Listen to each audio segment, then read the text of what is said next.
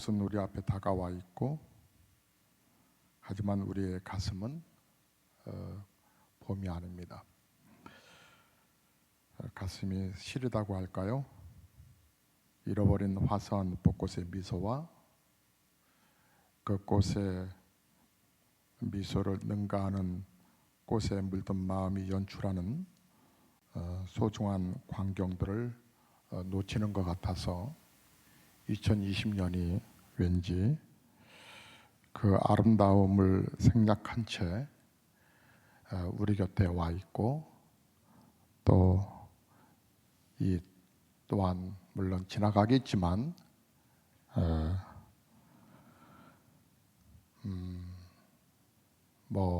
부는 바람에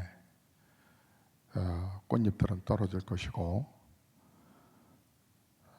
그 떨어진 꽃잎은 바닥에 또 떨어져 나름 또 순간 아름다움의 미를 극치를 이루겠지만, 그 이후에 또 꽃잎의 뒷모습을 생각해 보면 또 씁쓸한 생각이 들어오죠. 이 세상에 그러나 정말 가장 큰 슬픔은 함께하지 못한다는 사실입니다.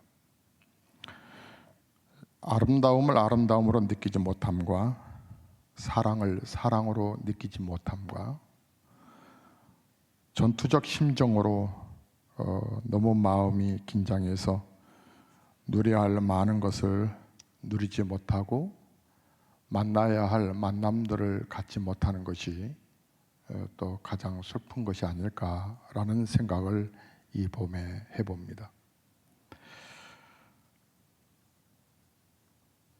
제가 개인적으로 큐티를 하는데 교회에서 하는 큐티가 있고 목사가 하는 큐티가 있습니다. 사도행전 24장 27절의 말씀을 보았는데요, 사도 바울이 예루살렘에서 총독 벨렉스에 의해서 감옥에 갇혀 있는 장면이 기록되어 있는 내용들입니다. 이때가 지난 후 이제 짧은 문구로 사도 바울의 복음 전파로 인해서 투옥 생활에 관한 이 안타까운 모습들이 기록되어 있는데요, 삶의 요약과 삶의 서술은 간단할 수 있습니다. 그러나 이때가 지난 후라고 하는 그 단어 속에 그 안에 포함된 상황과 마음의 움직임, 그리고 행복과 불행의 느낌을 생각해 보면 간단치 않습니다. 하지만 그 모든 것을 그 짧은 요약 안에 포함시켜가며 결국 우리의 삶이 직조적이고 그리고 단순한 것을 보여주는 한 말씀이기도 합니다. 그것을 유려한 마음으로 바라볼 수 있을 때 결국 우리의 삶은 깊어져 갈 것이고, 그리고 어느 날 우리는 천국 앞에 서 있겠죠. 2020년 봄, 이 코로나19라고 하는 전염병으로 인해서 그렇게 우리의 봄은 스쳐 지나가고 있습니다. 이 봄의 지루함이 여름을 몰고 올지 혹은 여름으로 우리를 자유롭게 풀어질지는 결국 생각해 보면 우리 몫도 아닙니다. 우리는 어떤 형편을 주셔도 그 가운데서 우리가 알 수 있는 우리의 삶의 모습은 아마 믿음 안에서의 최선의 삶이 아닐까 생각해 봅니다. 큰 비가 와도, 노아 홍수가 와도 세상은 끝나지 않았고, 견딜 수 없는 것 같은 그런 심판의 도성이 무너졌어도 세상은 끝나지 않았습니다. 그 모진 전쟁, 끝없는 전쟁, 그 전쟁 가운데서도 인생은 전멸하지 못했습니다. 그 어떤 괴로움과 고통과 아픔과 지루함과 슬픔도 주 안의 기쁨과 끝까지 포기하지 않고 시도하는, 그리고 포기치 아니하고 이렇게 영상 예배지만 영상 예배라도 놓치지 않고 예배하는 우리를, 또 우리의 꿈과 또 비전을 막지 못할 것입니다. 주님의 백성은 황무지에서 꽃을 피운다라고 믿습니다. 주님의 백성은 무너진 인생의 사막에서 사랑을 소생시키고 결국 꿈을 현실로 저는 만들 수 있다라고 믿는 목사입니다. 우리는 하늘에서 떨어지는 비나 또 지난 겨울의 눈, 그런데 비나 눈은 다시 하늘로 올라간다고 하는 것을 물리적 과학적인 이치는 우리는 잘 알고 있습니다. 떨어지는 폭포수나 흘러가는 이 강가의 물 흐름 방향을 큰 호흡과 입김으로 돌릴 수는 물론 없습니다. 그러나 우리는 그 비나 눈을 막아줄 우산을 쓸 수 있고요, 또 추녀 끝에 피했다가 갈 수도 있을 것입니다. 물 흐름의 방향을 바꿀 수는 없겠지만 댐을 막아 유익한 일을 도모할 수도 있고, 물결을 이용해서 배를 띄워 그 무거운 짐들을 나를 수도 있고, 또 우리가 그 배로 이동을 할 수도 있을 것입니다. 더불어 폭포 낙차를 이용해서 에너지를 또 우리가 발생시킬 수도 있고요, 그 에너지로, 그 힘으로 우리가 무언가를 할 수도 있지요. 비 오는 날이나 눈 오는 날 폭포나 큰 강이 주는 정서를 그 개발해서 더불어 특별한 관광 사업까지도 우리가 계획도 하죠. 삶에 힘을 주는 추억을 남길 수도 있고, 그 기억의 힘으로 우리는 새로운 삶의 지게를 열 수도 있을 거라는 생각을 해봅니다. 삶이란 어차피 내가 선택하지 못하고 선택당하는 경우가 있지 않습니까? 자녀들도 내가 장자로 태어나고 싶지만 둘째 또 셋째로 태어나는 경우가 나의 의지와 상관없듯이, 장자로 태어나지 못하고 차자로 태어난 야곱의 태생에 대한 한계와 오해와, 그리고 성경을 보면 안타까움이 기록되어 있는 것을 볼 수 있지요. 원하는 것 갖지 못하고 바라는 거 내가 성취하지 못한 듯 하여도 결국 그래서 쉽게 이룰 수 없는 그런 형편들, 삶의 고난들 생각해 보면 답답하지요.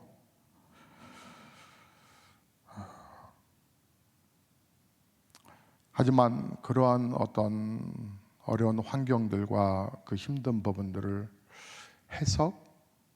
나름대로 그것을 받아들이는 그 해석에 따라서 내가 선택을 하지 않냐고 선택받는 그런 운명적인 어떤 일들에 관한 부분들을 또 지혜롭게 승화시키는 분들도 있음을 보게 됩니다. 이러저러한 삶의 상황은 우리가 인생을 살다 보면 선택할 수 있는 것보다 그렇지 않는 경우가 더 많더라고요. 요즘 정말 날이 갈수록 하루에 정말 1000여 명씩 이상이 막 죽어가니까 코로나19의 이 전염병이 심각하죠. 근데 이 전염병 역시 우리가 선택한 것이 아니라 그런 상황이 우리에게 온 거지 않습니까? 선택을 당한 거죠. 그러면 남은 것은 그러한 어쩔 수 없는 삶의 수많은 그 높은 산, 그 깊은 강을 어떻게 건널 수 있느냐라고 하는 것이죠. 오늘 성경에 분명히 말씀하십니다. 여호와는 나의 목자시니 내게 부족함이 없으리로다. 여러분, 우리가 우리의 삶을 수동적으로만 받아들여서 탓을 하고 탓이 또 한탄으로 바뀌고 더불어서 슬퍼하고 괴로워만 한다면 하나님의 뜻은 무엇일까를 생각합니다. 사랑하는 성도 여러분,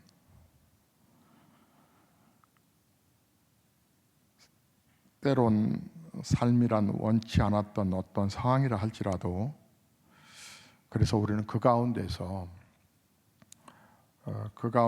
심겨놓은 하나님의 뜻을 우리는 발견할 줄 알아야 합니다.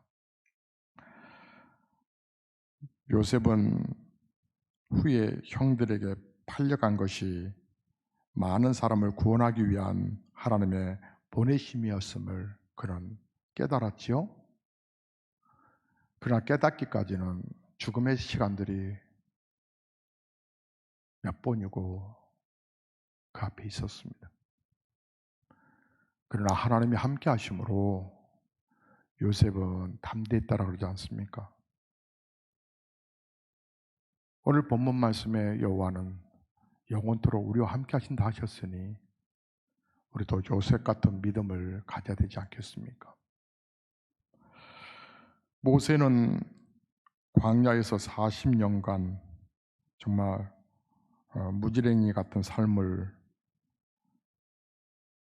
참 버거운 시간들을 그러나 그것이 하나님의 계획과 시간이라고 하는 것을 모세는 수용할 줄 알았습니다. 삶의 수용이란 내게 주어진 그 모든 상황과 여건과 사람과 일에 대해서 하나님의 뜻을 파악하여 내가 그것을 어떻게 바로 행하며 하나님의 뜻을 이룰 것인가에 대한 완성이라는 생각을 요즘 들어 더 짙게 생각해 봅니다. 그리고 그 모습은 나 자신의 극복, 내 상황의 극복, 황무지에서 꽃을 피워낸 은혜의 성취로 우리는 나타내야 한다고 하는 것이죠. 사랑하는 성도님들, 아픔과 슬픔을 힘들어하는 것도 어쩌면 힘들어하는 그 표현들도 자연스러운 것이긴 하겠지만 그 뜻과 의미를 살려 선택하지 않았던 선택당한 우리의 삶이지만 그것을 승화시키는 그런 것도 저는 자연스러움이라고 생각이 듭니다. 아픔과 정말 시련이 수동적 힘들만이 아니라 극복과 완성으로 하나님의 영광을 드러내는 은혜 말입니다. 그래서 하나님의 존엄성과 하나님의 크심을 저는 바라봅니다. 우리 인생들과는 다른 창조주로서 우리 인생의 지혜로 그분을 아는 것은 사실 불가능하고 다만 우리가 유추하지만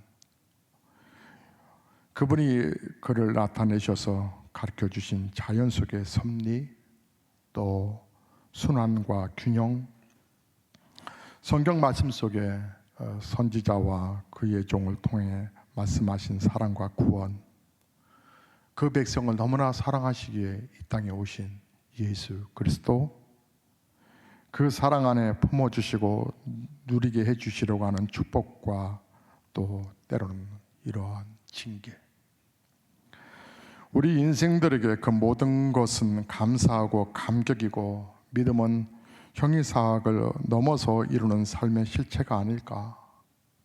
그래서 믿음은 삶이고 생활이고 또 사고의 고리를 맴돌다 논리싸움으로 끝나지 않는 능력과 체험이라는 것을 점점 알아가게 됩니다.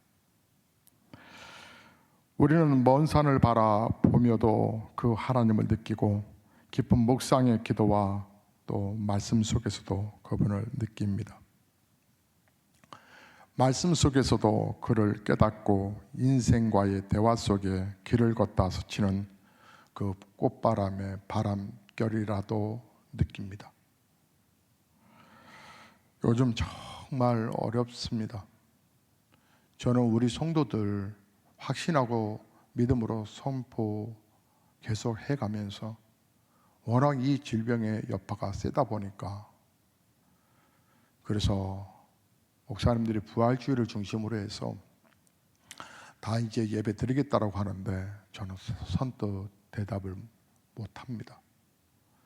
그 이유는 우리 교회 연세 드신 권사님들 50대도 좀 불안하다 하고요, 40대까지는 뭐 별 걱정 없다고 하긴 하지만, 또 워낙 이 코로나19의 이 바이러스가 변형을 일으킨다 하니까 안심할 단계는 물론 아니지만, 어쨌든 이 질병이 간접적으로 유입되어서 그것이 연세 드신 분들에게 또 전이가 되어 우리 연세 드신 성도님들이 한 분이라도 병원에 확진자로 쓰러져 있다면 목사는 아마 그날부터 금식기도에, 장기 금식기도에 들어갈 것입니다. 얼마 전 금식기도를 하다가 이틀 만에 포기했습니다. 너무 힘들었어요. 이제는 목사도 세월 앞에 장사 없다고 너무 힘들어서 중단할 수밖에 없었지만, 그러나 우리 성도가 쓰러져 있다면 저는 아마 대신할 겁니다. 그러나 그러한 일들이 없기를 목사는 예민하게 기도하고 있고, 또 이 코로나19가 시작될 때 믿음으로 선포했기에 분명히 한 가정도 한 분도 이 질병에 공격당하지 않을 줄로 믿습니다. 그렇기 때문에 목사는 더 예민하게 그 말에 책임을 지기 위해서도 다시 한번 하나님께 어리광을 부리고 있습니다. 그러나 실제적인 삶은 정말 어렵습니다. 전염병이라고 하는 정말 희한한 이 세포, 보이지도 않는 이 세균이기 때문에 허공의 이 개체가 모든 순간과 사물을, 모든 것들을 의심해야만 하는 고통 중에 우리를 공격을 계속 해오고 있습니다. 단순한 질병의 두려움뿐 아니라 생활의 어려움으로 일도, 만남도, 누림도, 기호도 모든 것이 제한을 당하고 있습니다. 저는 사랑하는 장로님도 손 한번 잡기도 많은 생각을 합니다.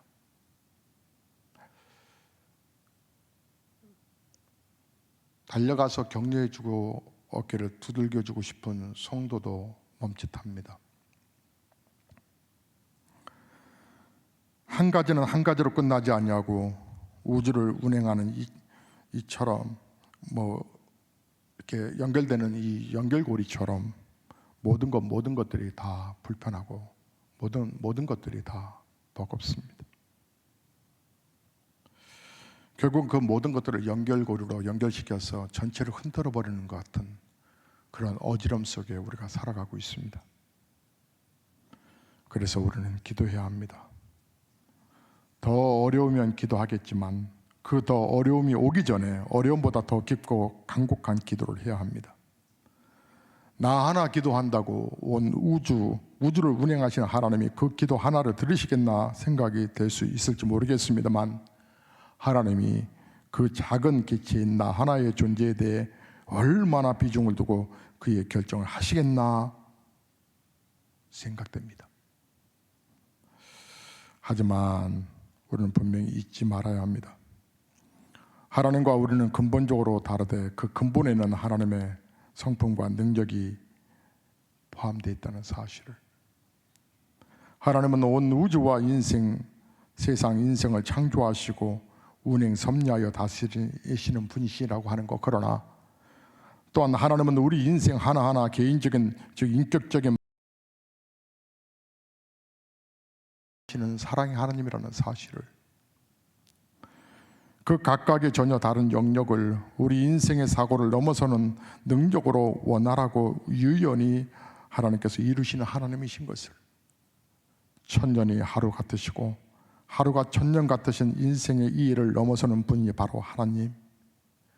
그러기에 하나님은 우리 모두의 기도를 들으시고 뜻을 정하시기도 하시고, 우리 단 한 사람의 기도를 들으시고 그 뜻을 정하기도 하시고, 인간으로서 이해할 수 없는 그 노적을 가지신 우리의 이의 영역을 넘으신 분, 바로 창조주 하나님, 그 하나님이 우리의 목자라고 성경에는 강력하게 얘기하십니다.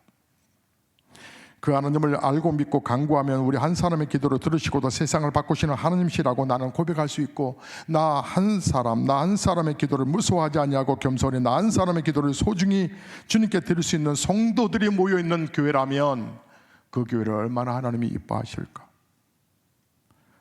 제가 아직도 몇 주간의 영상 예배를 드리면서도 카메라보다는 카메라 위에 있는 TV 화면을 자꾸 보다 보니까 제 눈빛이 우아래로 왔다 갔다 하죠. TV 카메라를 본다고 하면서도 그 위에 펼쳐져 있는 이 TV 이 화면이 더 크게 제가 그 눈을 보는 그런 의식이 더 많아져서 카메라에 고정하기가 참 힘듭니다. 참 어쩔 수 없이 이렇게 필요한 우리가 예배를 드리긴 하지만 깝깝하다는 얘기입니다. 더욱이 각종 드리는 예배에서 우리 스태프들과 함께 앉아서 예배하는 이 예배가, 이거 뭐 공산당 나치 뭐 그 어떤 슬 아래 피하기 위해서 지하에서 드리는 그 예배 같은 조용히 숨지기고 마스크 쓰고 이렇게 조용히 예배하는 이 모습들이 참으로, 그러면서 목사는 또 태연하게 눈앞에 보이지 않는 성도님들을 향해서 마음으로 바라보면서 우리 성도님들, 사랑하는 성도님들 이렇게 표현하는 것도 아예 또 익숙지 못하고 편하지도 않고 마치 모든 움직이는 물체들이 서 있는 것 같은 현재의 상황이 정말 안타깝습니다.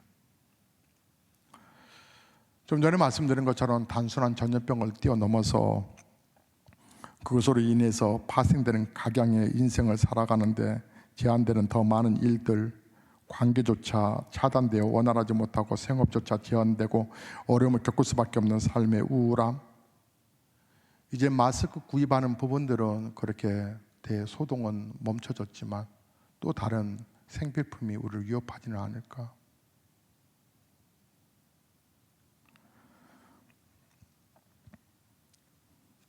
아니 마스크 하나 사는데 신분증을 꺼내라니요. 여기 무슨 비자 받고 아니면 우리가 비행기 타고 어디 가는 것도 아닌데 마스크 딸랑 2개 3,000원 살려고 신분증을 꺼내는 우리의 처절한 모습이 그 다음에는 어떤 처절한 모습으로 비춰질까. 생각지도 못했던 삶의 난감한 모습, 마음에 다가오는 모든 삶의 형태와 그림들은 간곡함으로 정말 우리를 하나님께로 나아갈 수밖에 없는, 기도할 수밖에 없는 우리의 처지인 것을 솔직하게 고백하지 아니할 수 없지 않습니까? 이게 삶이다라고 생각하며 좋은 때를 생각해서 지금 힘들다 생각지 않고 그동안 편안하게 지냈으니까 또 이러한 불편한 시대도 거쳐야 그것이 인생이겠지라고 하는 성경 외에 다른 생각도 긍정으로 끄집어내어서 버텨보려고 하지만 깝깝하지요. 여전히 누구에게 화를 낸다고 지금 해결되는 것도 아니고 우리는 다만 주어진 현재의 여건에서 어떻게 하면 우리의 최선의 길을 갈 수 있는 것인가를 생각하며 기도 속의 길을 찾고 실행해야 하기에 이번 한 주간에 특별 새벽 기도를 하려고 합니다. 왜냐하면 우리가 각각 있는 초소에서 만약에 실시간으로 예배가 혹시 통신이 안 된다 할지라도 여러분과 저와 보이지 않는 약속을 하고 함께 있는 초소에서 예배를 드리는 그 훈련은 반드시 해야 되겠습니다. 우리 믿음의 사람은 정말 뜻하신 하나님의 뜻을 생각하고 그 무엇인가를 파악해야 되기 때문에 그렇습니다. 사랑하는 성도 여러분, 오늘을 종료주일이라고 이렇게 말합니다. 종료주일이라고 하는 것은 우리 예수님께서 이 땅에 우리의 죄를 담당하기 위해서 이 땅에 오신, 그래서 예루살렘에 입성하시는 그 날을 기념하는 것입니다. 그 입성이 사람들은 마치 왕으로 오시는 예수로 종려나무 가지를 꺾어 흔들며 맞이하고 환영하고, 그래서 우리 예수님은 한편으로는 대환영을 받으셨지만 기쁜 날만은 아니셨습니다. 왜냐하면 바로 이날부터 고난주간이 시작되고 우리 예수님은 성금요일에 십자가에 못 박혀 죽으시기 때문이죠. 많은 사람들이 호산나하고 예수님을 맞이하긴 하지만, 오늘날 또 많은 교인들이 예수님을 찬송하고 예배하지만, 그러나 진정 거듭난 자가 아니면 사람들이 다시 예수를 돌로 쳐서, 아니면 그 군중과 함께 예수를 십자가에 못 박으라고 외쳤던 것처럼 우리도 예수를 배반할 수 있습니다.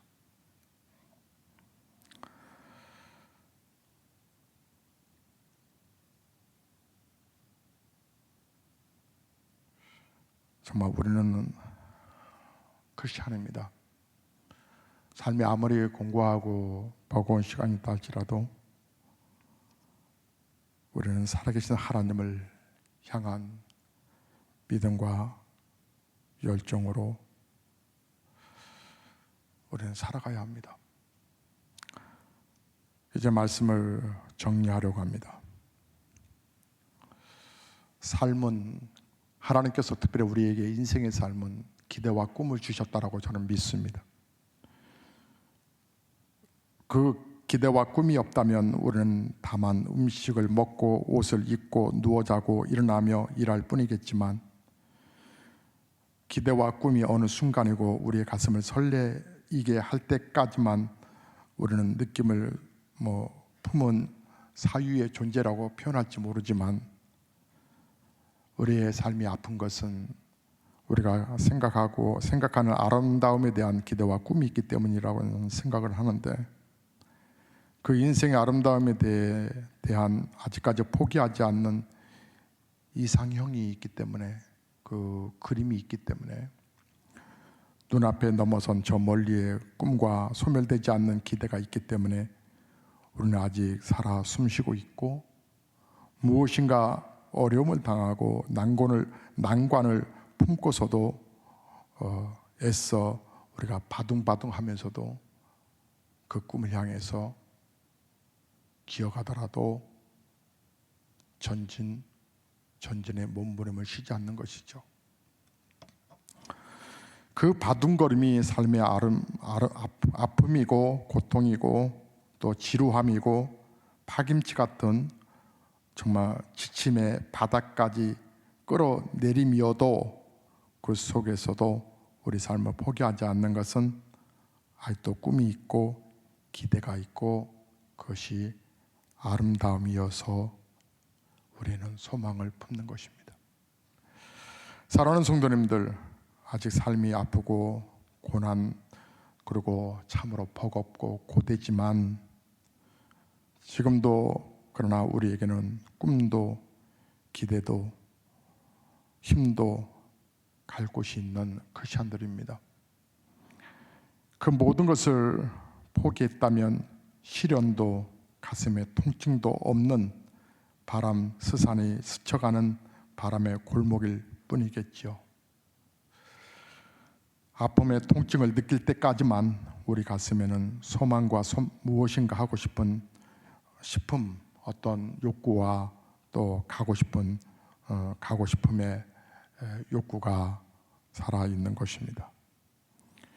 이제 우리가 살아있지 않습니까? 살아있다면, 삶이 있음을 느껴지는 그 아픔으로 확인된다면, 내 마음의 기대와 비전의 꿈의 줄을 붙잡고 우리는 끌어당기고 당겨서 결국 그 끝에 계신 우리 주님을 모두가 만나시기를 주의 이름으로 축복합니다. 왜냐하면 주님은 우리의 목자시고 우리는 양이기 때문입니다. 결국 이래도 저래도 우리 삶의 해결은 예수 그리스도이십니다. 그 사람도, 그 사랑도, 그 관계도, 그 일도, 그 돈도, 그 상황도, 그 무엇도 아닌 예수 그리스도이십니다. 우리의 목자 되신 예수 그리스도, 우리를 살리고자 이 땅에 오신 예수 그리스도, 그리스도께 여러분의 마음을 더 드리십시오. 주님이 여러분과 여러분의 가정과 여러분의 자녀를 분명하게 책임져 주실 줄로 믿습니다. 찬송 드리시겠습니다.